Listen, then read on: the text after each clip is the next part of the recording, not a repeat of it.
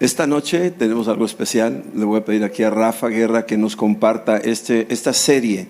Es una serie que queremos compartir con todos ustedes, y yo le pedí a él que nos diera esta palabra. Así es que adelante, Rafa. Lo recibimos, ¿sí? Gracias. Un aplauso.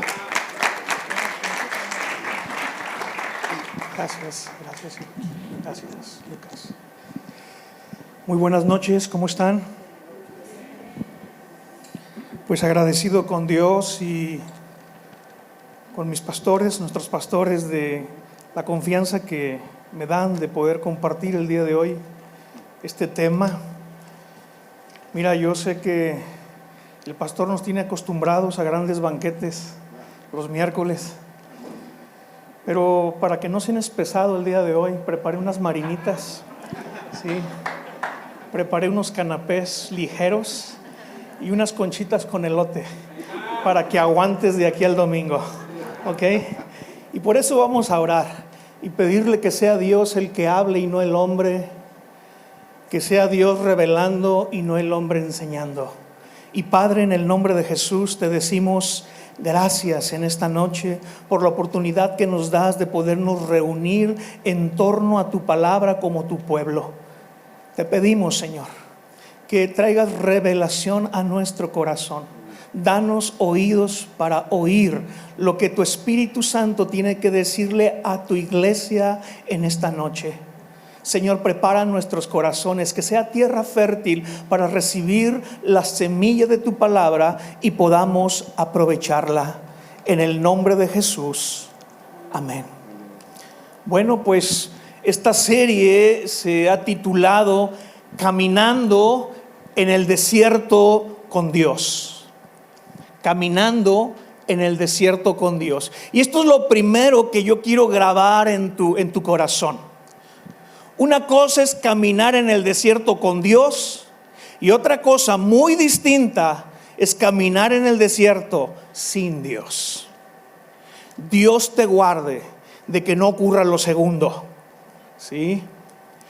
Porque si algo tú y yo, como hijos de Dios, como cristianos, debemos de procurar en nuestro diario caminar, es que la presencia de Dios siempre esté con nosotros. Debiésemos de tener tú y yo la misma actitud que tenía Moisés ahí en Éxodo 33, versículos 15, cuando él le dice a Dios: si tu presencia no ha de ir conmigo, mejor no nos saques de aquí. Mi amado, mira, sin Dios ni a la esquina, pero con Dios hasta el infinito y más allá, como dijo el profeta Buzz Lightyear. Entonces, tenemos que asegurarnos tú y yo el caminar con Dios. Y si Dios va con nosotros, ¿quién contra nosotros? Ahora sí, a donde nos lleve, a donde vayamos, podemos ir con confianza. Puede haber una paz en nuestro corazón en el lugar donde tú y yo estemos, sabiendo que Dios estará con nosotros. ¿Por qué? Por lo siguiente, mi amado. Escucha bien lo que voy a decir. Dios nunca te va a llevar a un lugar donde su gracia no te pueda sostener. Dios jamás te va a llevar a un lugar donde su gracia no te pueda sustentar. Y si Dios nos lleva a un desierto, debemos de tener la confianza de que su brazo protector allí nos protegerá, nos defenderá, nos sustentará. En esta noche yo quiero compartir contigo los propósitos de Dios en el desierto. Mi amado, hay propósito de Dios en el desierto. Hay propósito de Dios cuando Él permite que tú y yo atravesemos o entremos en un desierto. Algunos datos curiosos de los desiertos. ¿Sabes tú que el 25% del total de la tierra aquí en este planeta es desierto? Es una superficie muy grande. Estás hablando más de 50 millones de kilómetros cuadrados de desierto. En todos los continentes hay desiertos, excepto en el europeo. Aquí en México tenemos nuestros desiertos. Ahora, no todos los desiertos son de arena, solamente el 20%. De hecho, en Israel, el desierto que nosotros encontramos ahí no es de arena, sino es de piedra, es de rocas.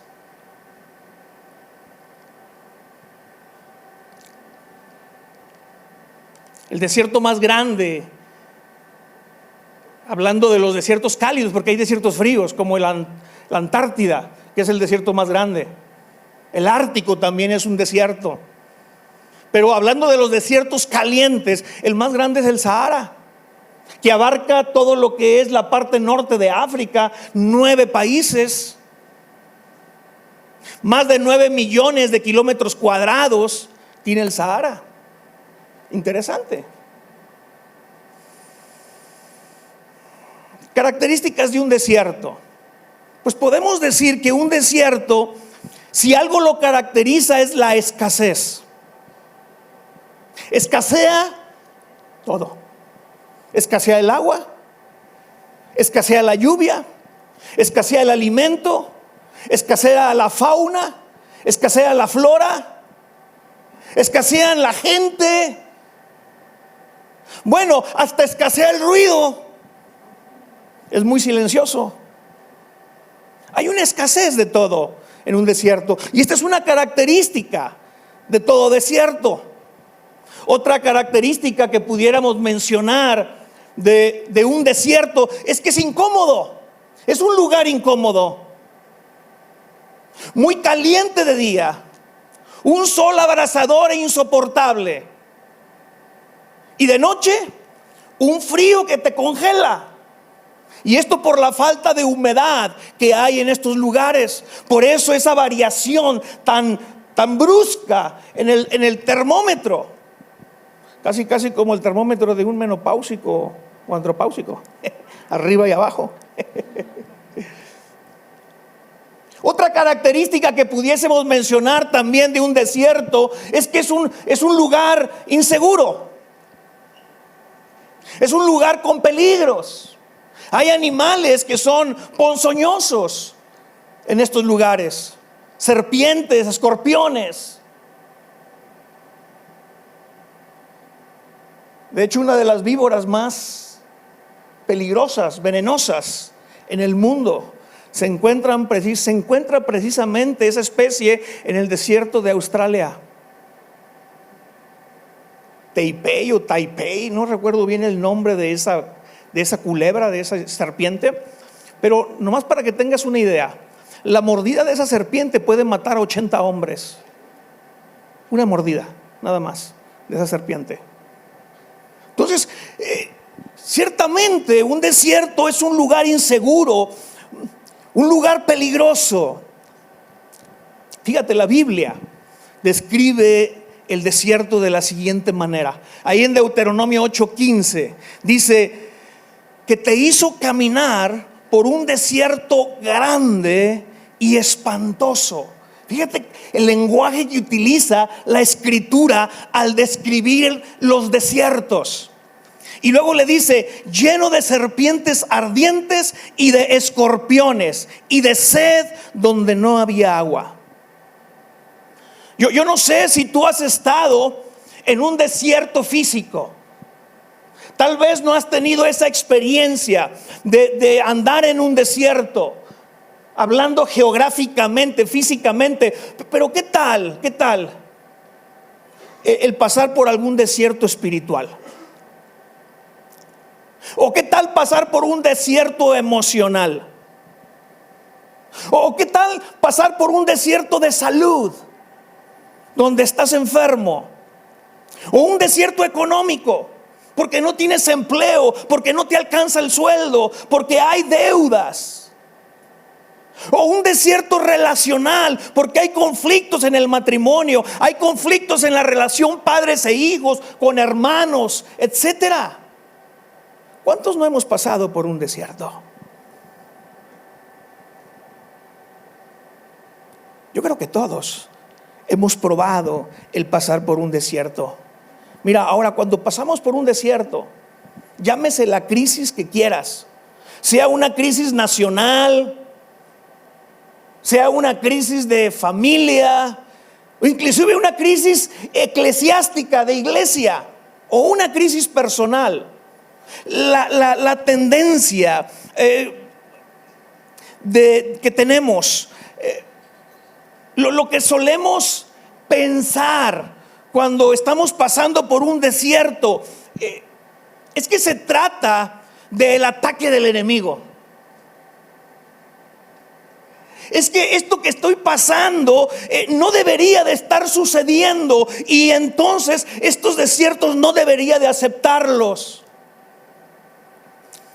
Pero cuando tú ves la historia de Israel, después de que es liberado de Egipto, ese peregrinaje del pueblo judío, después de que Moisés lo saca de la esclavitud, lo que nos recuerda es que los desiertos no son solo cuestión de destino. No es solo como que un tiempo de mala suerte, una mala racha, o que es una artimaña diabólica. No. A mí me gusta esta definición de desierto. Escúchala. Fíjate muy bien lo que voy a decir. Un desierto, desde la perspectiva de Dios, es un lugar de transformación que Dios utiliza para tu bien, para mi bien. Lo voy a repetir. Un desierto es un lugar de transformación que Dios utiliza para nuestro bien, para nuestra bendición. ¿Qué es el desierto? Un lugar de transformación. Es un lugar de transformación. Es un lugar que Dios echa mano, utiliza para transformarnos a ti y a mí. El negocio de Dios es la transformación. Romanos 8:29. La advertencia de la palabra es: no se transformen, no se conformen a los moldes de este mundo. Dios quiere transformarnos a la imagen de su Hijo, para que Él sea el primogénito entre muchos hermanos. Y Él utiliza los desiertos como esos lugares de transformación.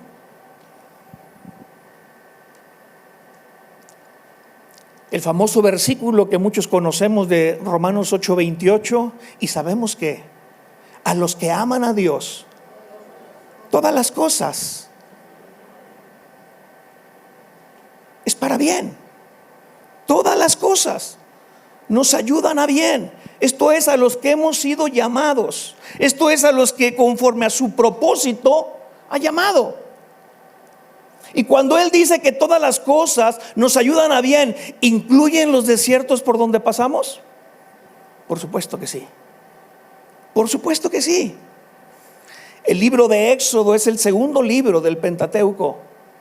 Y en este libro se nos explica cómo el pueblo de Israel salió, fue liberado del yugo de esclavitud de Egipto.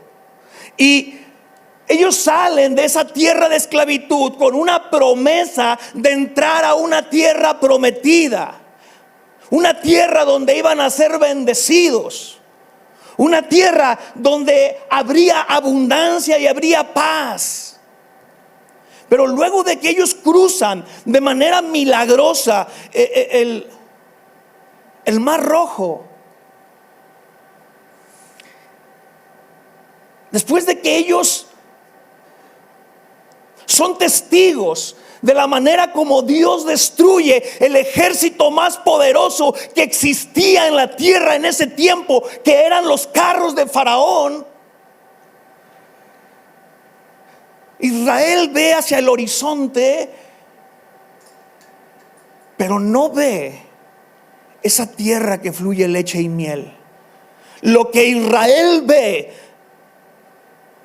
es un desierto. Es un desierto. ¿Se habrá equivocado Dios? ¿Habrá sido el plan de Dios sacar a Israel de Egipto para matarlo en un desierto? Ciertamente no. El desierto, mis amados, no fue un accidente para el pueblo de Israel. Porque después de cruzar el Mar Rojo, a lo primero que llegan es a un desierto. Y esa no fue una equivocación de Dios. No fue un descuido de Dios. No fue como que, ay, ¿qué pasó? De repente ya el pueblo se metió en un desierto. No, no fue así. Sino que Dios tenía un propósito con su pueblo al pasar por los desiertos. Moisés, cuando está recordando el Éxodo, años después, y está hablando con la nueva generación de judíos, él les dice lo siguiente, y de este versículo voy a sacar los propósitos de Dios para el desierto. Deuteronomio, capítulo 8, versículo 2. Fíjate lo que dice esta escritura.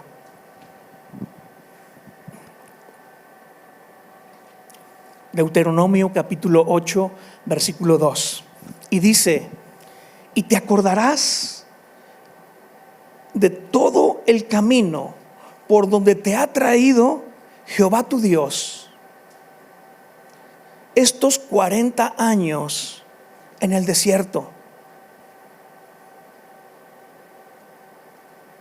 El desierto para el pueblo de Israel debía de ser un memorial. Era algo que no se les debía de olvidar. El problema de nosotros los hombres es que las cosas se nos olvidan. Somos cortos de memoria. Todos los memoriales que deja es por eso. No es por él. ¿Tú crees que a Dios se le olvida las cosas? No. ¿Por qué dejó el arco iris? Es un memorial del pacto que él hizo con Noé después del diluvio. Pues el arco iris no lo dejó por causa de él, lo dejó por causa de nosotros. Y nosotros muy fácilmente nos olvidamos de las cosas. Pero aquí les dice, estos 40 años que ustedes han andado por el desierto, no deben de olvidarse lo que vivieron, las lecciones que aprendieron. Y luego fíjate lo que dice. Primero, número 1, para afligirte. Número 2, para probarte. Número 3, para saber lo que había en tu corazón. Y número 4, si habías de guardar o no sus mandamientos. 4 cosas que la Escritura nos dice de por qué Dios permitió que su pueblo anduviera por desiertos. Y vamos a ver cada uno de ellos de una manera rápida. Primero, el propósito era para afligirlos. Fíjate, la palabra que utiliza ahí en hebreo es la palabra aná. Y esa palabra aná, lo que significa literalmente es para humillar. La palabra significa para hacer manso, para ser humilde. Y este es el primer propósito que menciona esta escritura. Dios permite que el pueblo de Israel entre al desierto para que se vuelva un pueblo manso y humilde. Yo necesito pasar por el desierto para ser una persona mansa y humilde. ¿Por qué? Porque nadie nace siendo manso y humilde. Es algo que tú y yo tenemos que aprender.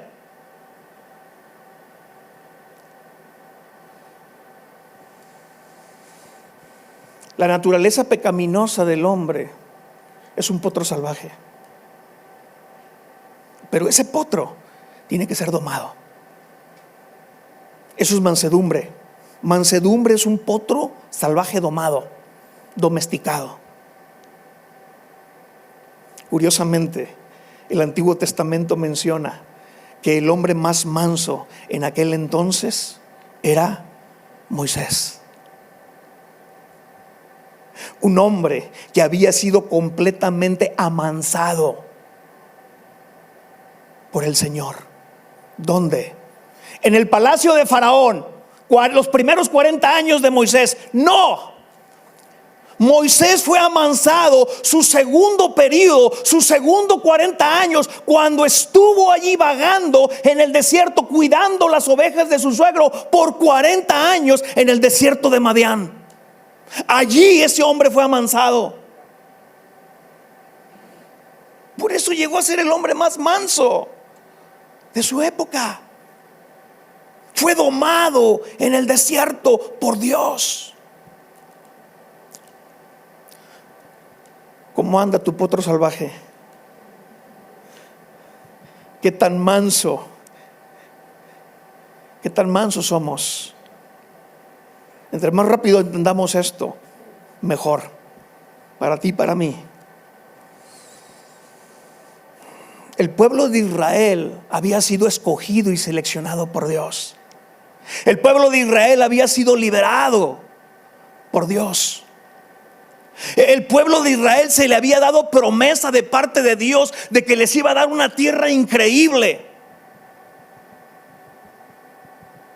Y todo esto los llevó a pensar a ellos que eran un pueblo especial sobre el resto de las naciones. Estos pensamientos de ser un pueblo escogido, un pueblo diferente al resto, un pueblo que Dios distinguió sobre el resto de los pueblos. Ellos pensaban que Dios iba a tratarlos de una forma distinta al resto de los pueblos. Y ese tipo de idea o de pensamiento, hay el riesgo de que los lleve al envanecimiento. Y así ocurrió. El pueblo de Israel se volvió un pueblo orgulloso. Mis amados, el orgullo es una cosa terrible. Pero escúchame, es algo inherente con lo que nacemos todos. Todos cargamos con un orgulloso. Y escúchame, somos más orgullosos de lo que nos imaginamos. Somos más orgullosos de lo que llegamos a pensar que somos.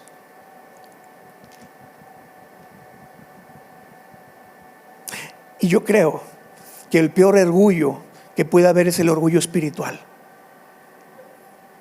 como le pasó al pueblo de Israel. Por eso el pueblo de Israel tuvo que ser metido en un desierto para ser afligido, para ser amansado. El desierto nos amansa, no nos amensa.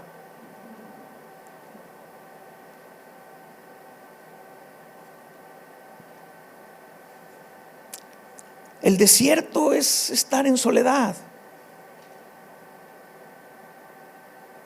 Raramente nos sentimos orgullosos cuando estamos solos. ¿Por qué? Porque el orgullo siempre necesita público. Sin público no hay orgullo. Por eso es necesario el desierto. Y Dios te lleva a esos desiertos para rebajar ese orgullo, para rasurar ese orgullo. ¿Sabes cuál es el problema del orgulloso? Es que siempre está viendo hacia abajo a todos los demás, porque el orgulloso se siente superior al resto. El orgulloso siente que sabe más que los demás. El orgulloso siente que sabe más que el que está hablando adelante. ¿Qué me va a enseñar ese? Y siempre está mirando hacia abajo, menospreciando. Pero eso les impide voltear hacia arriba y ver a Dios. Ese es el problema del orgullo. Ese es el problema del orgulloso. Siempre que el hombre tiene opción de echar mano de sus propios recursos, siempre rondará el fantasma de la vanagloria en su corazón. Segunda de Corintios capítulo 12. Mira, si alguien podía llegar a sentirse, tener un orgullo espiritual, ese debería de haber sido Pablo. Ahí en el capítulo 2 él explica que fue llevado al tercer cielo. Levante la mano, ¿quién ha sido llevado al tercer cielo? No, ¿verdad? Pablo fue llevado al tercer cielo. Oyó cosas que dice, no hay manera de explicar, no hay manera de hablarlo, no hay lenguaje humano para expresarlo. Palabras inefables. Sin embargo, en el versículo 7 de ese capítulo dice que Dios le metió un aguijón en su carne. Le puso un desierto. Lo debilitó. Lo debilitó. Y 3 veces le pidió, quítame este aguijón. Pero Dios le dijo, bástate mi gracia. Que mi gracia te sea suficiente.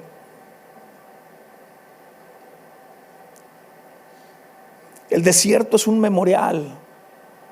Es un no te olvides de que todo es de Dios, por Dios y para Dios. Todo. Es un memorial de que nada hemos hecho tú y yo. Todo lo ha hecho el Señor para su gloria. Mira, este sentir que tenía el pueblo de Israel, de que Dios los iba a medir de una manera totalmente diferente al resto de los pueblos o naciones, era cierto. Dios los iba a medir, claro que sí, diferente. Es decir, con una medida, con un estándar mayor. ¿Por qué?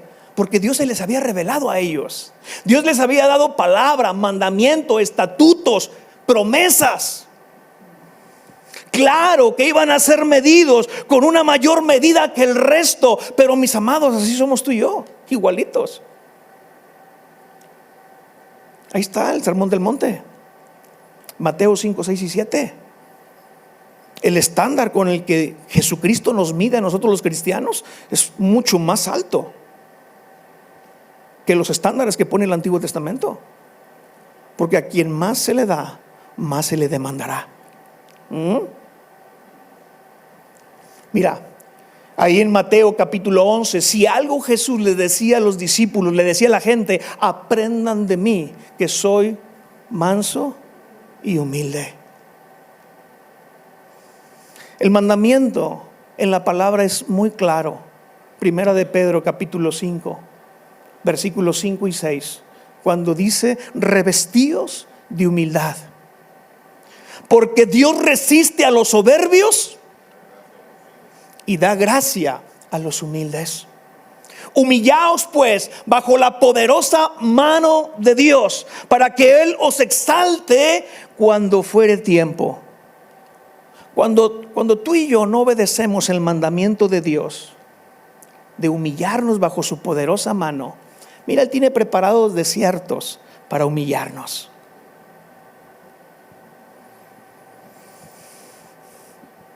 Si algo hace el desierto, es prepararnos para el camino del Señor. Ahí en Lucas capítulo 3,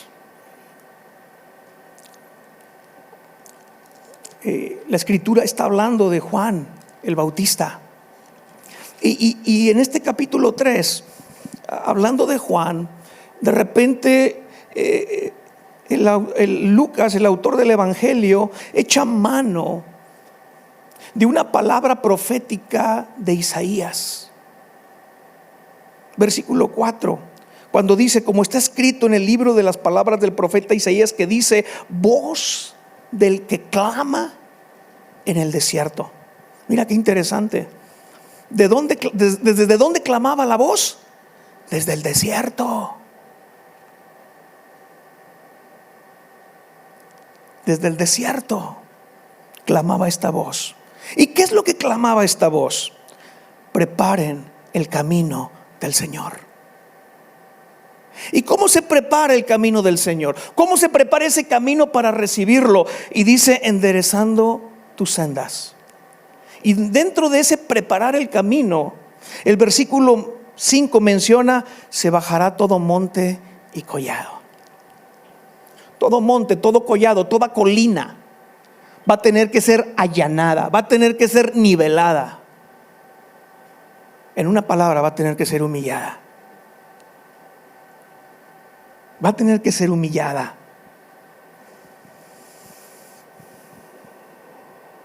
Dios no aterriza sobre pistas altas. Dios no aterriza en colinas o en collados. No. Dios aterriza en la pista de la humildad. Como dice Isaías 57, en el espíritu quebrantado y humilde. Ahí es donde Dios aterriza. Escucha bien lo que voy a decir.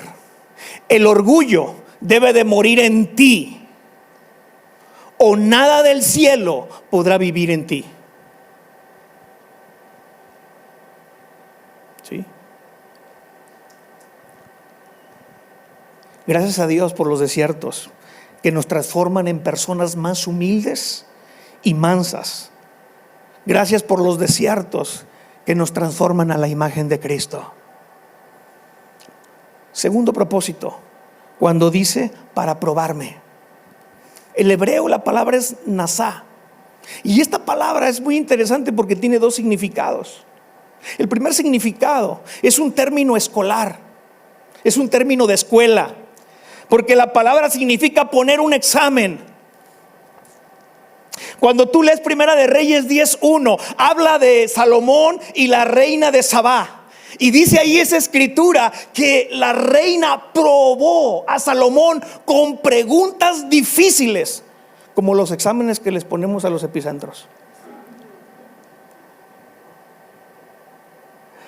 Probó, y ese es el primer significado, ¿sí? Es que mira, la fe tuya y mía tiene que ser probada.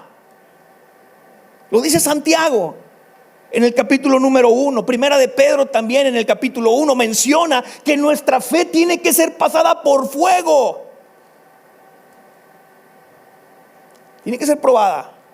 Ahora, las pruebas que pone Dios no son para reprobarte, son para pasarte de grado.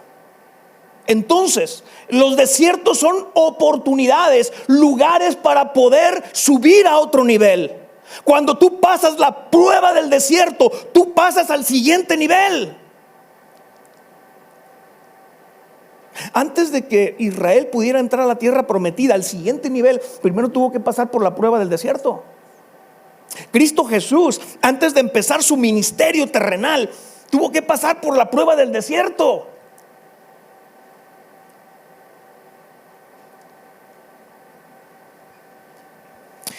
El segundo significado de esta palabra es probar algo por uso. Y esto es interesante, porque ahí en Jueces capítulo 6, versículo 39, es cuando Gedeón le dice a Dios: Señor, no te enojes si una vez más hago la prueba con el vellón. ¿Te acuerdas que Gedeón le había pedido pruebas a Dios de que iba a vencer a los enemigos? Y lo había hecho con un vellón. La segunda vez que lo va a usar, le dice: no te enojes y vuelvo a probar con el vellón. Es la misma palabra que encontramos en Primera de Samuel, ahí en el capítulo 17, cuando David se está probando la armadura del rey Saúl, porque va a pelear contra Goliat. Y dice la escritura que probó andar con ella porque nunca había hecho la prueba. Quiere decir que no estaba acostumbrado a usar eso. Entonces, este segundo significado es un término de uso y costumbre. Déjame te lo explico de esta manera. Es cuando una mujer o una jovencita por primera vez va a empezar a usar zapato de tacón. ¿Sí? O sea, nunca ha usado zapatos de tacón, va a empezar a usar zapatos de tacón. ¿Y cómo camina? Torpemente, ¿verdad? Se va trastabillando, cae que no cae, cae que no cae. De repente se le medio tuerce un tobillo y bueno, ahí va, caminando. Pero es porque no está acostumbrada. Pero conforme sigue usando, el zapato de tacón empieza cada vez a dominarlo más y más y más. Y llega un momento en que camina perfectamente, y no solamente camina, sino hasta corre, y después hasta patadas de karate da con zapatos de tacón.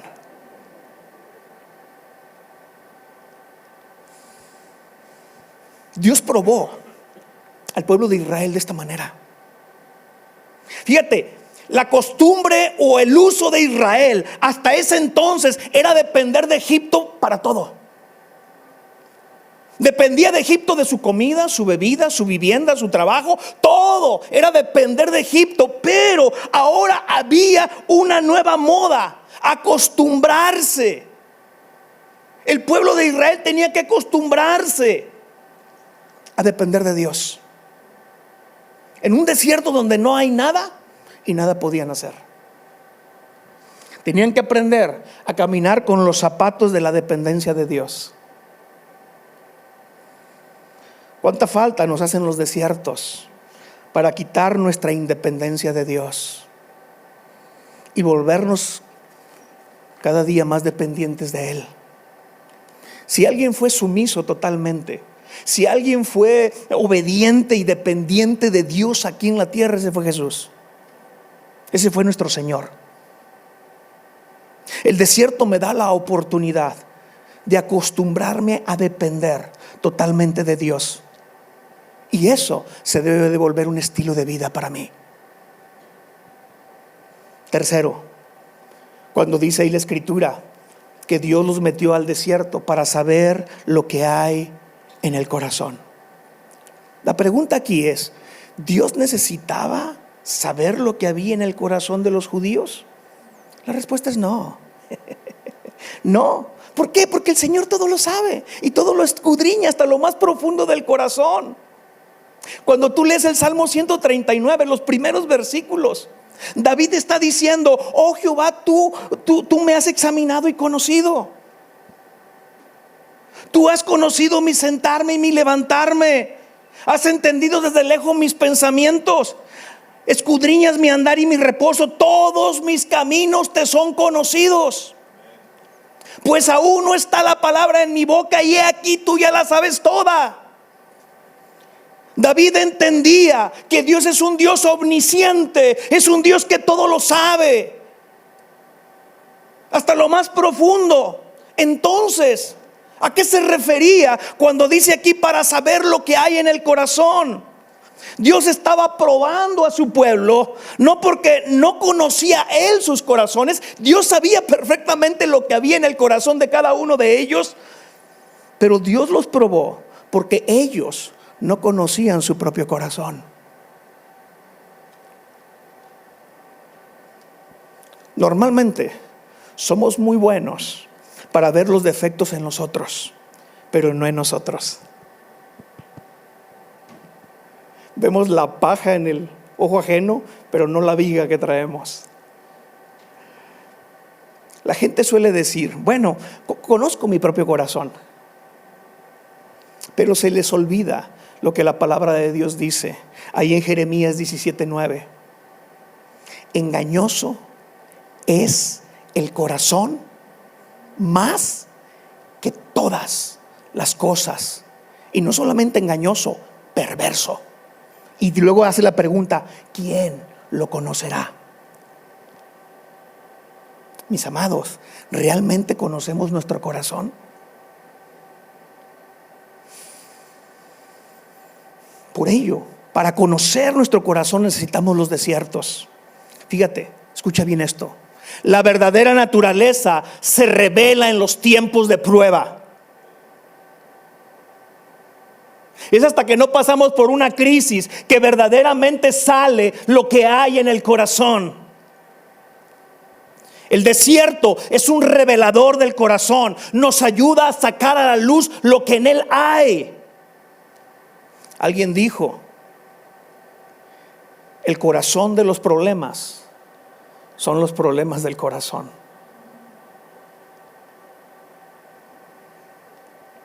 Erramos cuando pensamos que soy pecador porque cometo pecados. No. Mejor dicho, cometo pecados porque soy pecador. que es diferente. Hay que entender este principio. Antes que mi hacer está mi ser. Lo que soy determina lo que hago. Si tengo un mal corazón, haré malas cosas. Si tengo un buen corazón, haré buenas cosas. Lo dijo Jesús en Lucas 6:45. La cura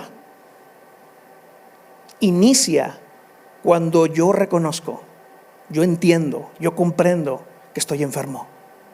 Porque eso me lleva a buscar un médico, un doctor, para empezar un tratamiento. Mientras yo crea que estoy sano, jamás me acercaré a buscar un tratamiento médico, la ayuda de un doctor.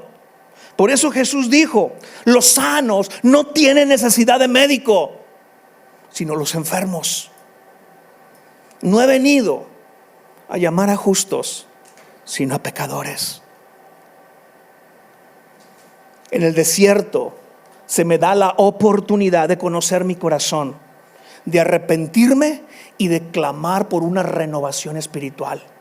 David lo entendía muy bien cuando él dijo: crea en mí, oh Dios, un corazón limpio y renueva un espíritu recto en mí. Ese Salmo 51, que fue un salmo de arrepentimiento de David después de que pecó con Betsabé. En otros salmo, David dice: examíname, oh Dios, y conoce mi corazón.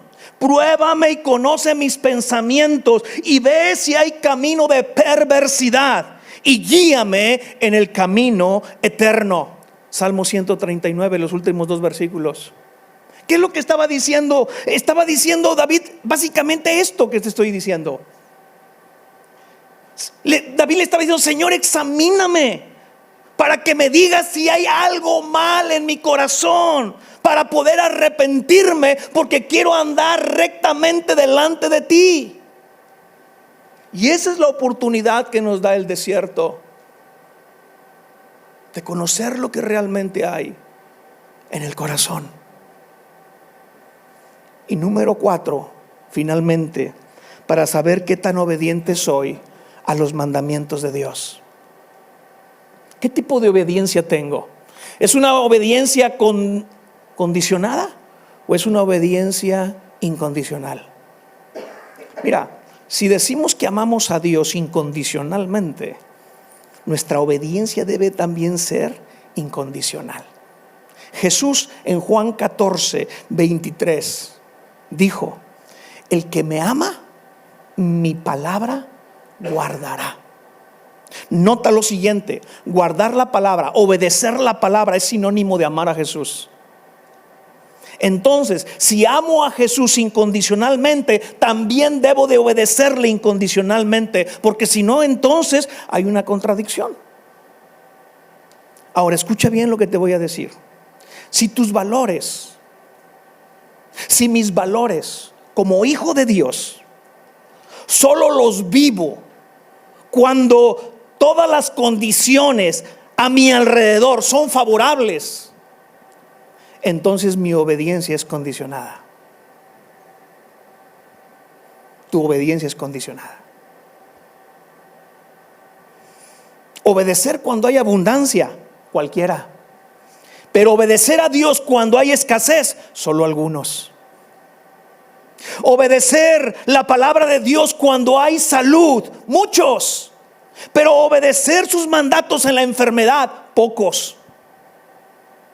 Obedecer a Dios cuando todo está bien, bastantes. Pero obedecer a Dios cuando todo está mal, escasos. El profeta Samuel le hizo una pregunta al desobediente rey Saúl, ahí en 1 Samuel 15:22. Y la pregunta fue: ¿se complace el Señor tanto en los holocaustos y víctimas como en que se obedezca a las palabras de Jehová? La respuesta es: ciertamente no. Si algo complace al Padre, es la obediencia del Hijo. Por eso en Mateo 3:17 el Padre le dice de Jesús: este es mi Hijo amado en quien tengo complacencia. ¿Qué era lo que le complacía de Jesús? Su obediencia. Hasta entonces no había hecho él ningún milagro, ninguna sanidad, ni había echado fuera ningún demonio. Apenas acababa de bautizar Jesús.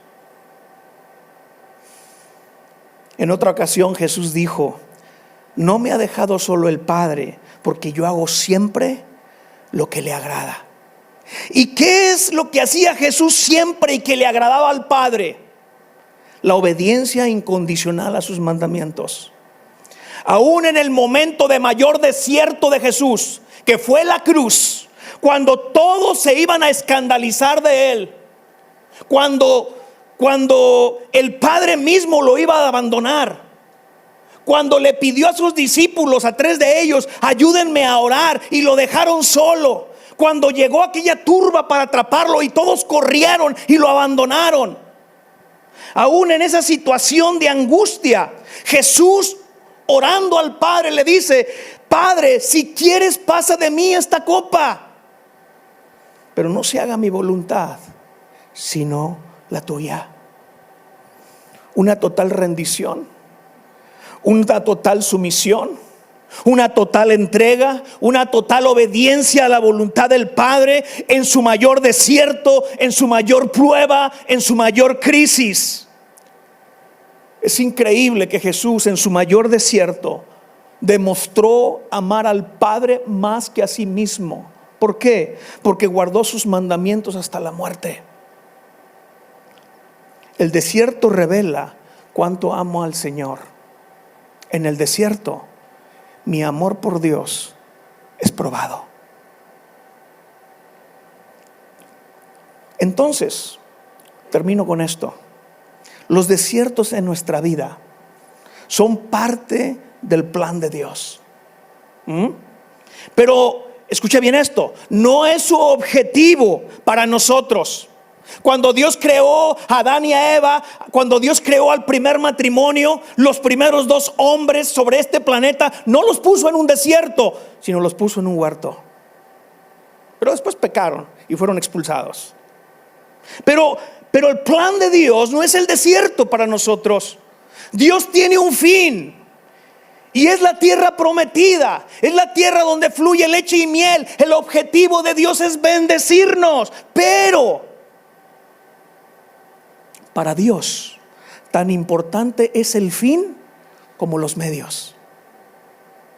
Para Dios tan importante es alcanzar el objetivo como el proceso que utiliza para llegar a ello.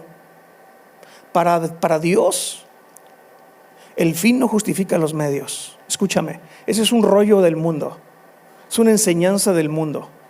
Pero para Dios, el fin no justifica los medios. A Dios le interesa el fin, pero también la forma como llegamos a ese fin. ¿Ok? ¿Por qué? Porque escucha bien lo que voy a decir. Ponme mucha atención. Porque lo que nos va a sostener en la bendición no es el don, sino la formación. Es decir, el carácter. Te lo repito. Lo que a ti y a mí nos va a sostener en la bendición no es el don, sino la formación, el carácter. Y los desiertos son procesos formativos donde Dios busca forjar en nosotros un carácter como el de Cristo. Amén. 4 propósitos que hemos visto el día de hoy, de que Dios permita que tú y yo entremos en un desierto. Número 1, dijimos, para ser mansos y humildes.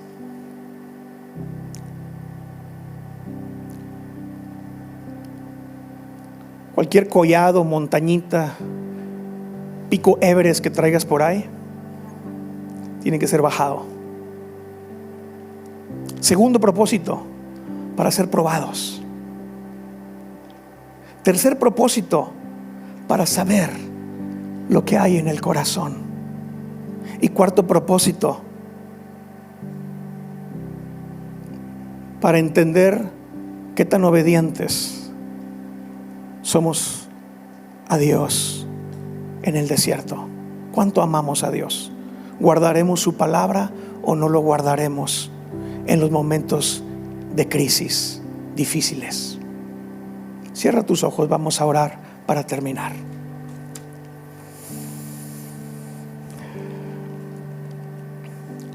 Y yo no sé si tú estás pasando por algún desierto en este momento. Tal vez puedes estar pasando por un desierto. La gente normalmente se pregunta, ¿por qué? ¿Por qué estoy pasando por este desierto? ¿Por qué Dios está permitiendo esta situación, esta crisis, esta escasez, esta falta? Pero mira, tal vez no lleguemos a entender los por qué, pero lo que sí debemos de tener como certeza en nuestro corazón es que Dios tiene un propósito para tu vida. El permitir ese desierto por el cual estás viviendo o pasando en este momento, hay un propósito, y es un propósito bueno. Es un lugar de transformación que Dios está utilizando para tu bien, para tu bendición. Y esto debe de traer confianza y paz a nuestro corazón, de saber que estamos en las manos de nuestro Padre, y que aunque no entendamos por qué estamos pasando por esto, Él está en control de ese desierto. Él está en control de todo lo que está pasando en mi vida. Y Padre, te alabamos y te bendecimos en esta noche. Te exaltamos, Señor. Gracias porque tú eres nuestro Dios. Gracias, Padre, que todo lo que estás haciendo en nosotros hay un propósito, Padre. Confiamos en aquella promesa, que la obra que tú has empezado en cada uno de nosotros, tú la estás perfeccionando hasta el tiempo de Jesucristo. Señor, haz lo que tengas que hacer en nuestras vidas. Sigue forjando a Cristo en cada uno de nosotros. Sigue troquelando la imagen del varón perfecto en nuestras vidas. Señor, echa mano de los recursos que sean necesarios para ir siendo transformados. No queremos ser iguales. Ayúdanos, Señor, a que cada día seamos más como tu Hijo amado.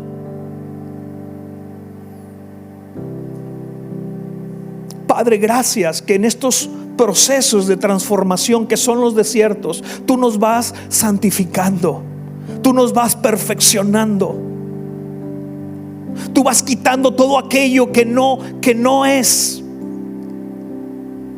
Señor, en el nombre de Jesús,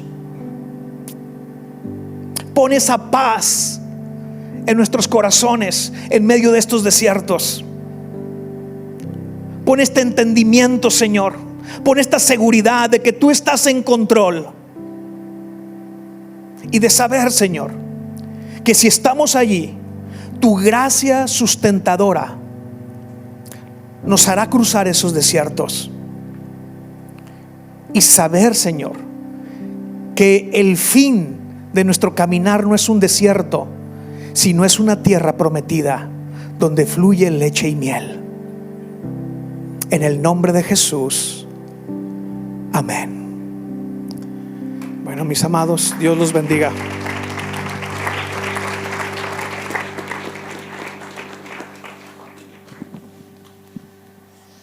Ok, gracias, Rafa. Bueno, yo creo que ya está dicho. Hay que rumiar esta palabra que nos compartió Rafa esta noche. Hay que ver esos aspectos de lo que sucede, los propósitos del desierto. Creo que todos, como lo dijo, hemos pasado por uno. Probablemente algunos están ahorita en un desierto y tal vez piensas hasta cuánto va a durar. Pero bástate mi gracia, dice el Señor. Yo estoy perfeccionando mi poder en ti. Vamos adelante, ¿sale? El desierto también tiene su riqueza, tiene tesoros ahí escondidos. Muchos le sacan la vuelta al desierto y tienen su razón. No los estamos buscando. Pero el desierto, a veces el Espíritu Santo llevó a Jesús al desierto. Y a veces el Espíritu Santo nos va a llevar a un desierto. Y hay que entender cuando Él es el que nos llevó ahí, y preguntarle: ¿qué quieres tú que yo haga en el desierto? Ya lo vimos. Y vamos a prepararnos para las siguientes sesiones, la siguiente serie. Son 4 series en este mes de abril. Vamos a estar viendo sobre esto del desierto. Así es que traigan sus cantimploras para que no se me vayan a cansar ahí de secos. Bueno, el amor de Dios y la gracia de nuestro Señor Jesucristo los acompaña a cada uno de ustedes, y que esta palabra produzca una rema en sus corazones, ¿sí? Gracias, Rafa. Buenas noches a todos. Dios los bendiga.